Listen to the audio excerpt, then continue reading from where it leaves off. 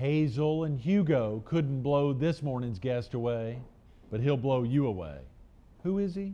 You'll meet him coming up next on All American People.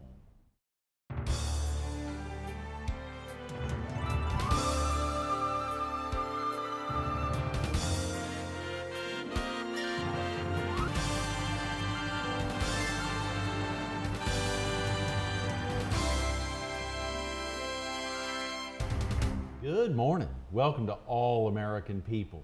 This morning we're at Cagney's Old Place near Myrtle Beach, South Carolina, the vacation destination of the year as voted on by visitors to allamericancities.com. We're focused on the history of Cherry Grove Beach, and we're visiting with one of its longtime residents, Dr. Nicholas Nixon. Good morning, Dr. Nixon. Good morning. Great to get you in. What about this Cagney's Old Place? It's remarkable. Isn't it amazing? You just get goosebumps coming in. We've been here, actually we're going to be here all week. We kicked off the week with Dino Thompson, one of the owners, a local author, and the chairman of the advisory board for the Beach Music Hall of Fame, which has got a big event coming up on May 15th. And to hear him talk about the restaurant and its 35-plus year history is pretty amazing. It is pretty amazing, but particularly exciting to get you in, and of course the history of Cherry Grove Beach. That's a pretty substantial history there. Well, yes, I was born on the oceanfront at Cherry Grove in 1931, so I'm coming up on 80. Wow. So I've been there since, really since the inception of the tourist-oriented development of Cherry Grove. In Cherry Grove, of course, a lot of folks think about North Myrtle Beach and they hear about the handful of communities. I think it was 4 communities that were merged together at some point to create North Myrtle Beach. That's correct. There was 4 small pre-existing municipalities, Windy Hill, Crescent Beach, Ocean Drive, and Cherry Grove, and they merged into North Myrtle Beach in the late 60s, I think. In the late 60s, okay, sure. Well, you know, of course, the excitement here to think about almost 80 years staying in the same community, other than going off, I believe, to college in Columbia and then medical school down in Charleston. Yeah. Most all of your time has been in not only in Horry County, but in a real small corner of Horry County. Mostly within a mile of where I was born, really. That is incredible. That is incredible. Can you think back to friends growing up with you around that time that have done the same thing? Is there something about Cherry Grove Beach that just give you that magnetic feel? Well, it was, during the Depression of the 30s, there was only just a handful of beach cottages there and large sand dunes at that time. And we lived on the ocean front in a flimsy frame building. And the reason we lived there was because my father owned some property on the ocean, but at that time it was more or less of no value because nobody wanted to buy it or live on it, as a matter of fact. They just didn't think about it for vacations? They didn't think, I mean, that's...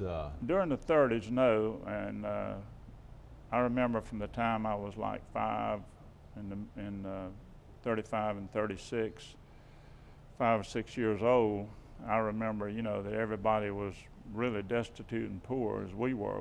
My mother and father had 5 children, and there was no jobs and nothing going on at that time. And we lived out of the creek and the marsh at Cherry Grove, and my father had a commercial fishery ran in the fall, and we were able to survive in that because of that, but wow. There was not much going on. As far as the people I knew, the only one that, well, there's 2, Captain Pooh McLaughlin, he's 4 years younger than I, and he was down there at the time, and his family, and Milford Powell, who his wife is Becky Stowe, who has beach memories on the main street at right. Ocean Drive. Right.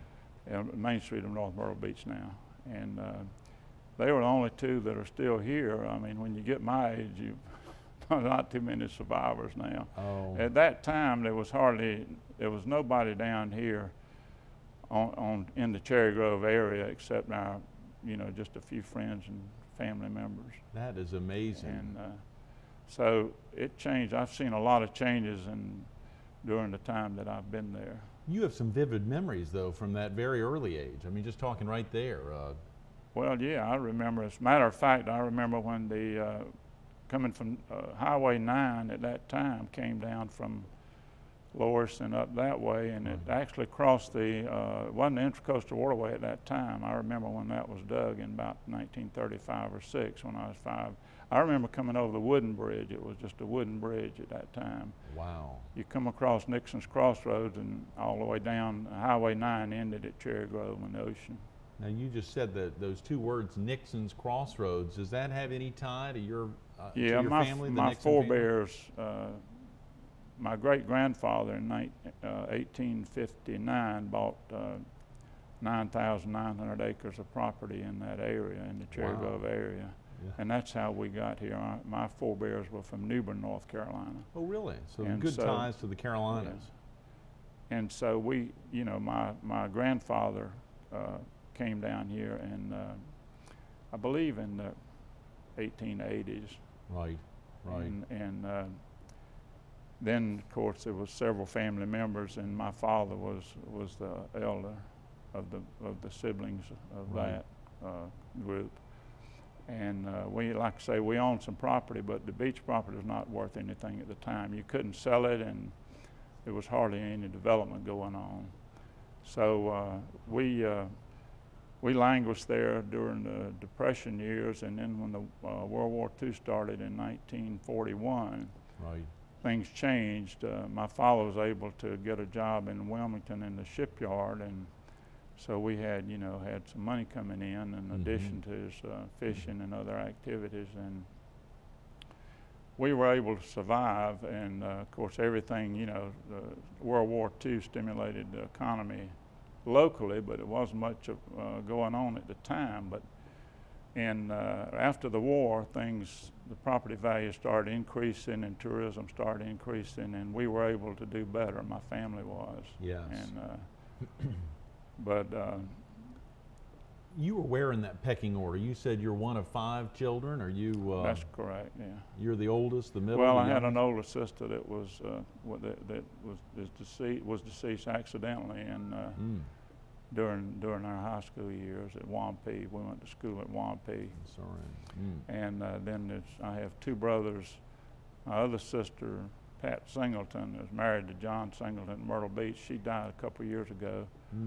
And my 2 brothers are still living. Okay, good. Have they stayed in the area as well?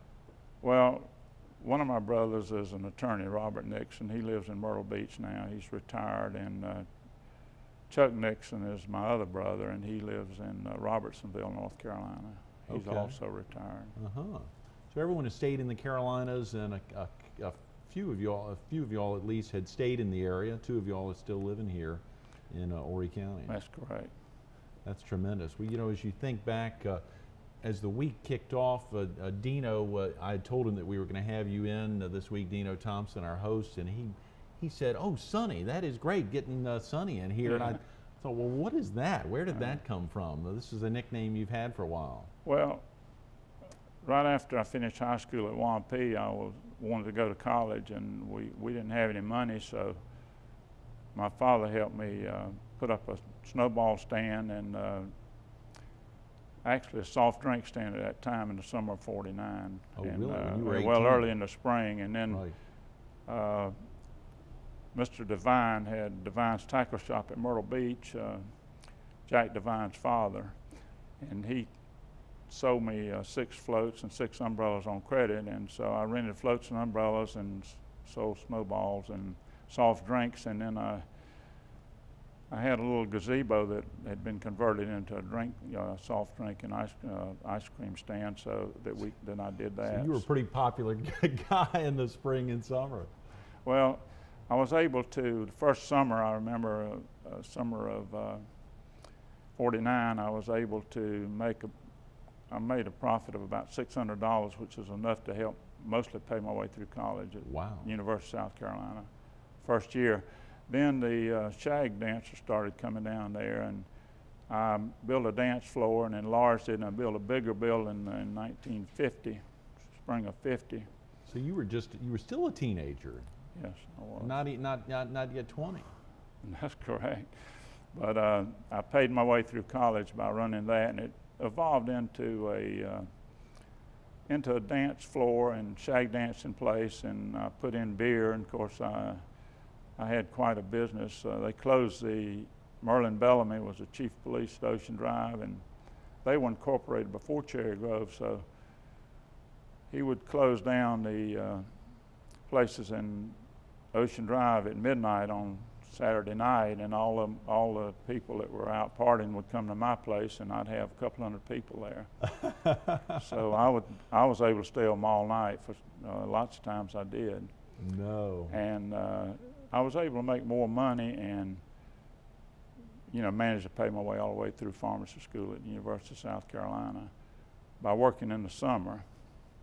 And I ran the place of that type. Well, it was destroyed by Hazel in 1954, and I rebuilt with the aid of an SBA loan that my parents got for me in the spring of '55.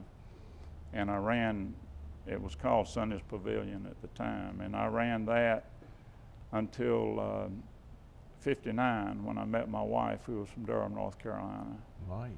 And she was a Duke grad and was working in Durham at Duke at the time, and so we got married in early '60, and then I was calling bingo in my place, and a fellow named Brawley, who was a division manager for Upjohn at the time, a big drug company. Right. He asked me if I was interested in going on the road as an Upjohn salesman, and I told him I was. So he bought me a couple of tickets, plane tickets to fly to Atlanta and back. And they interviewed me. They interviewed me there, and I went on the road with Upjohn for 2 years. And then during that time, I wasn't particularly happy with that job. I did well in Oak Ridge, Tennessee, where I had 10 rural counties, but right. They transferred me. I did well there, and they sent me to Miami, and I couldn't do well there. So I decided to go back to medical school. I went to the university in Miami and took the medical college admission test and qualified for going to medical school at the University in Charleston. In Charleston. Right. And I graduated from there and practiced medicine at Cherry Grove for about 25 years, and then I retired 22 years ago, and I've just been more or less spinning my wheels ever since. Yes. So now, when did Sonny's, back in '59, you said Brawley and you got hooked up. You met your wife, or then soon-to-be wife, at that time. Right. So what ultimately happened with your place there down on the beach? Well, my younger brother, Chuck, ran it for a while during the early '60s. Okay. While I was in medical school, and he didn't like it, so he left and moved to New York. He spent most of his adult life in New York. Uh-huh. And so different people helped my folks run it, and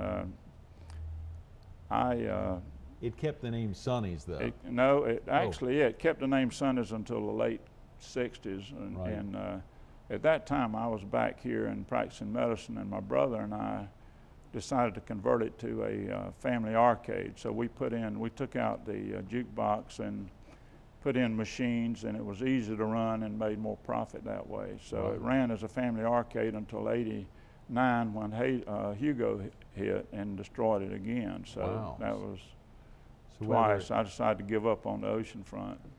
From Hazel in '54 and Hazel Hugo. in '54 and Hugo in '89, I thought my time was past as far as doing working on the oceanfront anymore. That is fascinating. And that's essentially the story of my times at Cherry Grove.